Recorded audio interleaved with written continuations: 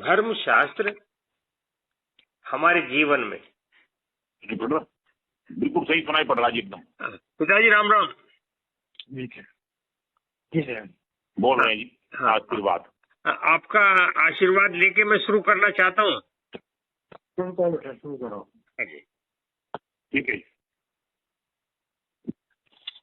एक तो ये धर्म क्या है, मोटे रूप से इसकी कितनी, वैसे तो बहुत सारी बातें इसकी बताई गई, परिभाषाएं भिन्न भिन्न कथाकारों ने, धर्मशास्त्र ने अलग अलग परिभाषाएं दी, लेकिन जीवन के अनुशासन का नाम ही धर्म है। या धार्यति इति धर्म है, जो धारण करता है वो धर्म है, या जो धारण करने योग्य है वो धर्म है। ठीक है। और जीवन के नियम कानून का नाम धर्म है। ये बहुत सारी परिभाषाएं दी गई हैं। और जो हमारे शास्त्र हैं उनके अनुसार चलने का और उनका पालन करने का नाम धर्म है जी। और एक सनातन काल से जो हमारे विद्वान हुए हैं, मनीषी हुए हैं, उन्होंने हमारी जीवन पद्धति को जिन सूत्रों में बांधा है, पिरोया है, वे ही गद्य या पद्य रूप में हमारे धर्मशास्त्र हैं। वो ये महाभारत है या वाल्मीकि रामायण है या दूसरी रामायण है, गद्य रूप में महाभारत है या दूसरा है, तो ये हमारे विद्वानों द्वारा रचित हैं। एक बात यहाँ आती है कि वेद जो है वे तो अपौरुषेय हैं, वो किसी पुरुष के द्वारा नहीं लिखे गए। क्या चीज? वेद। हाँ, ये वेद को हम भगवान ही मानते हैं, भगवान ही है, भगवान के द्वारा ही कहा गया है। और इनकी स्थापना और इनके जो हम लोग मानते हैं वो इन्हें बस भगवान ही मानते हैं। जो कुछ लिखा है वो भगवान के मुख से निश्रित निकली हुई वाणी है वेद, ये तो वो है। लेकिन वेद इतने क्लिष्ट भाषा है और सबके समझ में ना आने वाली है, तो हमारे व्यास जी ने, जो बहुत बड़े संत शिरोमणि हुए व्यास जी, हाँ, उन्होंने वेद की बातों को साधारण भाषा में उन्हें संजोया, पिरोया, लिखा, सजाया। पुराण मुख्य रूप से 18 हैं, वैसे तो अनंत हैं। अच्छा। लेकिन मुख्य रूप से 18 हैं। और जैसे मनुस्मृति है, रामचरितमानस है, गीता है, ये जो आपका दुर्गा सप्तशती है, ये इत्यादि, महाभारत है। तो इनमें जितने भी ये ग्रंथ हैं, इनमें हर एक में, सब में एक या भिन्न भिन्न अलग अलग संदेश छुपे हुए हैं, निहित है।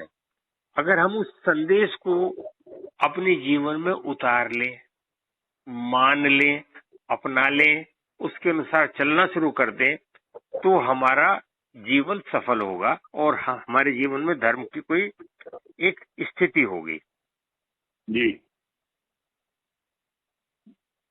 जैसे जितने भी ये धर्म शास्त्र हैं, ये तात्कालिक समस्या विशेष के समाधान हेतु रचे गए।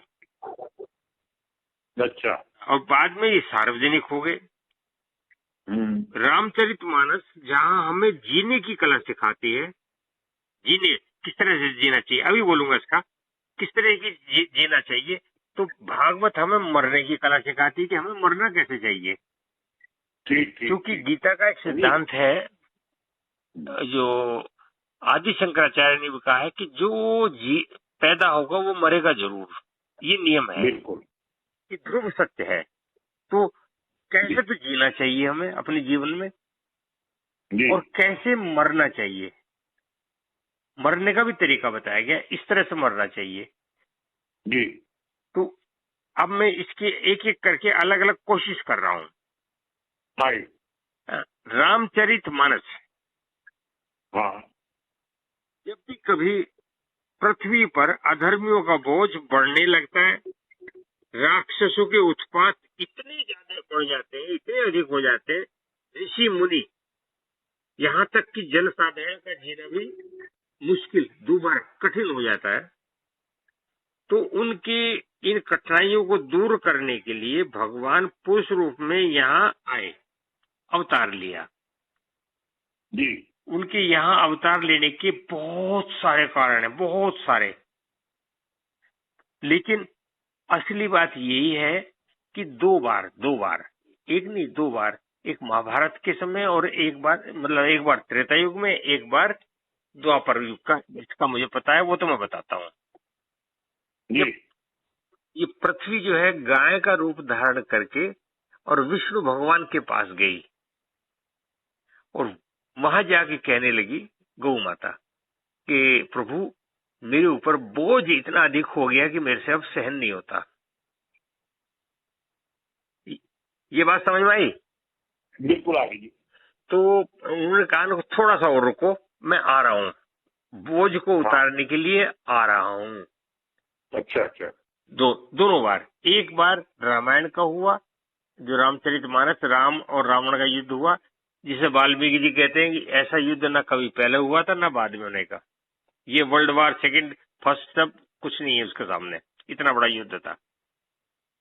और दूसरी बार महाभारत, उसमें भी यही हुआ था, पृथ्वी गाय का रूप धारण करके भगवान विष्णु के पास गई थी। उनको अच्छा मैं आ रहा हूँ, तो कृष्ण रूप धारण करके आए थे। तीसरी बार अब जो है ये कलियुग की जो आयु है, कलियुग, इसकी आयु है 4,32,000 साल। अच्छा।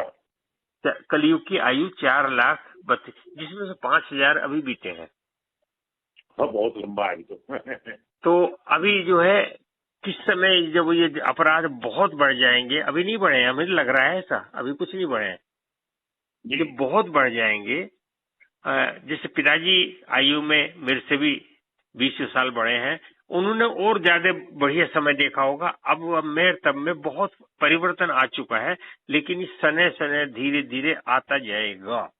ये कलयुग का धर्म है, उसमें सब कुछ काम, ये सारे काम होंगे।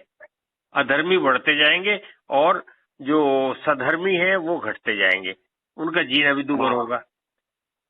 तो जब वो मुश्किल, इतनी कठिनाई आ जाएगी, तो उस वक्त भगवान कल्कि आएंगे, विष्णु अवतार भगवान कल्कि जी, वो आएंगे, वो इनका उद्धार करेंगे। तो रामचरितमानस में भगवान राम आए और इनका नाम था मर्यादा पुरुषोत्तम राम। पुरुषों में उत्तम, मर्यादा का पालन करने वाले राम। इसका अर्थ ये हुआ कि रामचरितमानस का हमारे लिए संदेश है कि मर्यादाओं में रहते हुए हमें सारे काम करने हैं। माता पिता की सेवा भी करनी है, बच्चे भी पैदा करने हैं, और अपना अपना कर्म। उन्होंने राज्य किया था, राम राज्य जिसका आज तक नाम लेते हैं, और हमें अपना चिकित्सा कार्य है या चकबंदी का कार्य है या दूसरा कोई कार्य है, जो भी संसारिक कार्य है वो भी करने हैं, और सदैव भगवान को याद रखना है और अधर्मियों का डटकर सामना करना है। यही है रामचरितमानस। हाँ जी। तो ये है जीने की कला, हमें ये सिखाती है रामचरितमानस, कि इसमें हमारी कोई बहुत विषम परिस्थिति आ गई। विषम परिस्थिति का मतलब है कोई ऐसा भारी संकट हमारे ऊपर आ गया, तो हम ये माने कि भगवान राम ने तो मतलब वनवास मिल गया तो सिंहासन की जगह अगर उन्होंने सामने किया तो हम भी करेंगे, तो रामचरितमानस ठीक हमारे जीवन में उतर गई, नहीं तो नहीं उतरी। ठीक बात। तो अपने जीवन में विषम परिस्थितियों में कैसे हम सहज रह सकते हैं। उनकी राज्याभिषेक की घोषणा होगी और वनवास मिल गया, राज्य मिला लेकिन वन का मिल गया जी। तो और राम स्वयं कहते हैं, ये संदेश है सबके लिए। भगवान राम से लक्ष्मण ने ये पूछ लिया कि भगवान आपकी प्राप्ति कैसे होती है, आप कैसे मिलते हैं। ये अरण्य कांड में आता है और एक जगह सुंदर कांड में आता है। पैर दबा रहे थे, जमीन पे लेटे हुए थे, ये लक्ष्मण पैर दबा रहे थे, तो भगवान ये बता दो आपकी कैसे मिलते हैं, आपकी प्राप्ति कैसे होती है। तो उन्होंने जवाब दिया और बहुत आसान। निर्मल मन जन सो मोहि पावा, मोहि कपट छल छिद्र न भावा। हाँ जिसका मन निर्मल होगा जी, ऐसा वो मुझे व्यक्ति। अच्छा लगता है। हाँ, ये छल कपट छल छिद्र ये मुझे नहीं भाता। बिल्कुल तो बिल्कुल। इसमें ये बताइए, कोई सनातन धर्म, मुसलमान, क्रिश्चियनिटी या कुछ ये नहीं। शूद्र है, ब्राह्मण है, कोई आइए इसमें कोई शब्द आया क्या? निर्मल मन जन सो, जिसका भी बिल्कुल। मन निर्मल हो गया उसी को मिलूंगे। रैदास को मिल गए, जाति से चमार थे, हाँ हाँ। चेता चमार, धन्ना जाट, एक से एक हुए हैं। सदना कसाई, सबरी के कसाई दूध था, से बेर सदना खाए। कसाई, उसे मिल गए। तो इसलिए भगवान यही कहते हैं कि इसका संदेश ये है कि हमें अपने जीवन में सरल होना है, दूसरे का सहायता करनी है, धर्म का पालन करना है। हाँ इस सिद्धांत का विश्व का कोई भी धर्म इसका विरोध करता हो तो बताओ। बिल्कुल। दूसरा है महाभारत। जी। बहुत बड़ा ग्रंथ है, बहुत ही बड़ा ग्रंथ है। और सामाजिक न्याय के लिए संघर्ष करना, व्यक्ति विशेष के प्रति मोह का दुष्परिणाम, मतलब हाँ। धृतराष्ट्र का मोह था दुर्योधन के लिए, उसका दुष्परिणाम हुआ। और अधर्म के ऊपर धर्म की विजय। ये कौरव जो थे ये अधर्म का रूप थे, बिल्कुल। और कृष्ण भगवान और उनके अनुयायी पांडव धर्म का रूप थे, उनकी विजय हुई। और ये रामायण यदि हमारी आर्य सभ्यता उसकी ऊंचाई है, तो महाभारत उसके पतन की हीनावस्था है, सबसे घटिया अवस्था वहां है। हम लोग उससे बाहर निकल के आए। कुटुंबों में कलह कैसे होती है, गृहलक्ष्मी का अपमान कैसे किया गया और उसको कैसे कैसे सहन किया, ये इसमें आता है जी। अच्छा, एक मजेदार बात ये कि महाभारत जो युद्ध के विषय में संसार का सबसे बड़ा ग्रंथ है, उसका भी सिद्धांत है अहिंसा। सिद्धांत उसका अहिंसा है। इस युद्ध को रोकने के लिए भगवान कृष्ण 3 बार संधि के लिए गए, शांति हो जाए, शांति हो जाए, शांति हो जाए। भगवान 3 बार गए, एक बार नहीं 3 बार गए, लेकिन बात बनी नहीं। और एक बात और आती है, इसे मैं पढ़ देता हूं। भगवान कृष्ण ने गीता के 16वें अध्याय 2 श्लोक जी 26 दैवी गुणों की चर्चा की है, देवताओं के गुण। ऐसे ही 26 या 22 जो है फिर राक्षसी गुणों की है। अहिंसा सत्यम क्रोधस त्यागे शांतिरपैशनम दया भूतेश लोलुप्तम मार्दवम नीर चापलम। केवल धर्म तथा धार्मिक सिद्धांतों की रक्षा तथा स्थापना के लिए युद्ध को आवश्यक बताया गया है, न कि स्व की तुष्टि के लिए।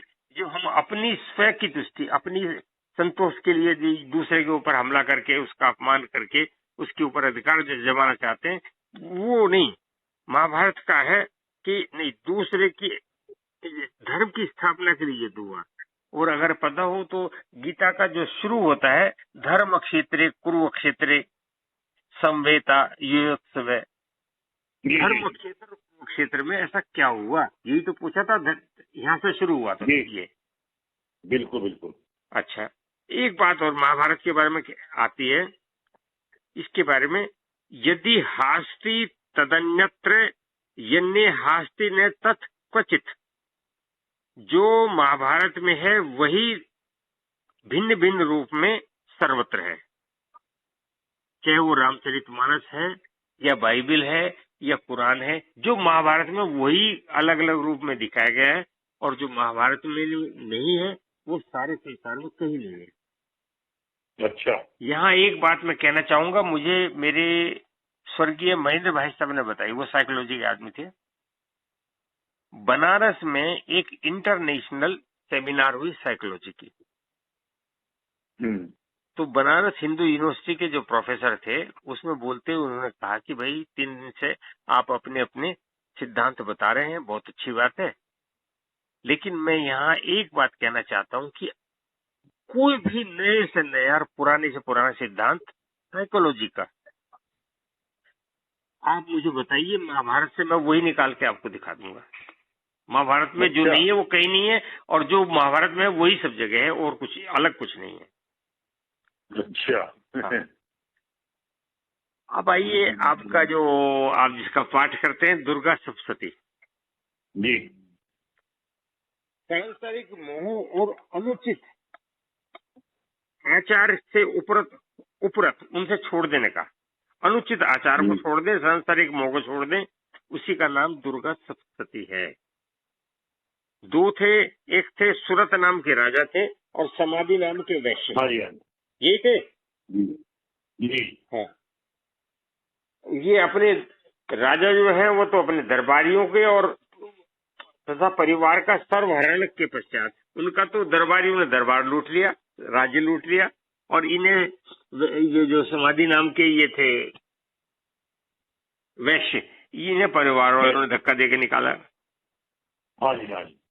तो लेकिन ये फिर भी परिवार के मोह से ग्रसित रहते थे। देवी की उपासना की, ध्यान से उनका मोह भंग होता है। प्रकृति की उपासना के साथ साथ इसका उपयोग एक बात है तथा शास्त्र सम्मत है, लेकिन आचार विरत होकर, मतलब गलत रास्ते अपनाकर, इसका उपभोग आसुरी गुण है। उपयोग और उपभोग में क्या फर्क है, ये मैं बताना चाहता हूँ। आपके यहाँ एक वो लगा हुआ है, नीचे पंप लगा हुआ है ना, जिसका पानी आता है, जिसमें से क्या कहते हैं इसको, हैंड पंप, सबमर्सिबल है ना। अच्छा, मान लिया इसका उपयोग ये है कि आपने इसमें से पानी निकाल लिया जितनी आपकी आवश्यकता है, वहां पे लॉन के लिए या पानी पीने के लिए, नहाने के लिए, ये तो आवश्यकता है, ये तो है इसका उपयोग। और उपभोग, भाई मेरे पास पैसा बहुत है, इसको चलने दो, चाहे नाली में बहे या जोड़ में जाए पानी, ये उपभोग है। उपभोग गलत है, उपयोग ठीक है। पता नहीं मैं अपनी बात कह पाया क्या? समझिए। हाँ जी। उपभोग का मतलब विलासिता। विलासिता, तो वो गलत है। ठीक। ऐसे ही हमें जो आसुरी गुण है उनसे बचना चाहिए और देवी गुणों को अपनाना चाहिए। ये हुई हमारी दुर्गा सप्तशती। मनुस्मृति, ये जो हमारा भूमंडल है सारा का सारा, इसके पहले चक्रवर्ती, सबसे पहले चक्रवर्ती सम्राट महाराजा मनु थे। ये ब्रह्मा जी के पुत्र हैं। ब्रह्मा जी के 10 पुत्रों में से एक मनु है। पता नहीं कितने मनु हुए, उनके नाम पे मनवंतर चलते हैं। अच्छा। हाँ हाँ, शत्रुपा उन्हीं की पुत्री थी, उन्हीं की पत्नी थी, जिनसे राम हुए। तो लेकिन मनु बहुत सारे हुए, एक नहीं। तो जो पहले चक्रवर्ती सम्राट थे मनु महाराज, जिनके द्वारा ये मानवीय संतति चली जी, तो उन्होंने कुछ नियम कानून बनाए कि भाई आपको इस तरह से रहना है, ऐसे नहीं। ये एक लॉ की बुक है, जैसे लॉ की पिताजी बैठे हैं, जो ये नियम कानून है, लॉ है, उनकी बुक जो है उसका नाम है मनुस्मृति। ये कानून संबंधी ग्रंथ है मनुस्मृति, केवल कानून। अच्छा। जो मनुस्मृति का नाम लेके वो भी ढोल गवार शुद्ध पशु नारी ना, ये रामायण का है, जोड़ देते हैं इसके साथ, ऐसा नहीं है, गलत हो गया।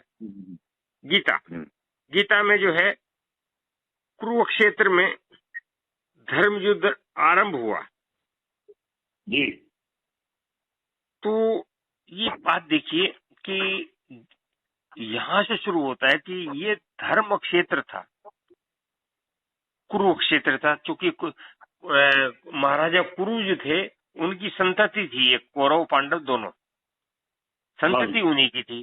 तो उनका जो युद्ध हुआ वो कि जिस क्षेत्र में हुआ वो कुरुक्षेत्र था, और लड़ने वाले उन्हीं के पुत्र थे, पौत्र थे, वंशज थे। अब इसमें इतना भारी युद्ध हुआ ये महाभारत का कि इसमें जो मार काट मची, इतने आदमी मरे, और जो विभीषिका थी उससे अर्जुन डर गया कि ये काम होगा। हाँ। अब मुझे क्या करना चाहिए, क्या नहीं करना चाहिए, कर्तव्य कर्तव्य, कर्तव्य और अकर्तव्य। इससे वो डर गया, उनको मेरा तो शरीर से पसीने आ रहे हैं, मेरे हाथ से गांडी छूटा जा रहा है और मैं लड़खड़ा रहा हूँ, मुझे चक्कर आ रहे हैं। वो जाके रथ के पीछे बैठ गया। यही तो हुआ था। दूसरा अध्याय ये होता है गीता का, यहाँ से शुरू होता। तो ये वो डर गया इसको, ये देखिए कि ये क्या होगा, ये इतनी सारी जो ये कुलांगनाएं हैं ये सारी की सारी विधवा हो जाएंगी, यहाँ पे एक वर्ण संकर पैदा हुआ करेंगे, अपने ताऊ चाचा का इनका हत्या मैं कैसे करूंगा, इत्यादि।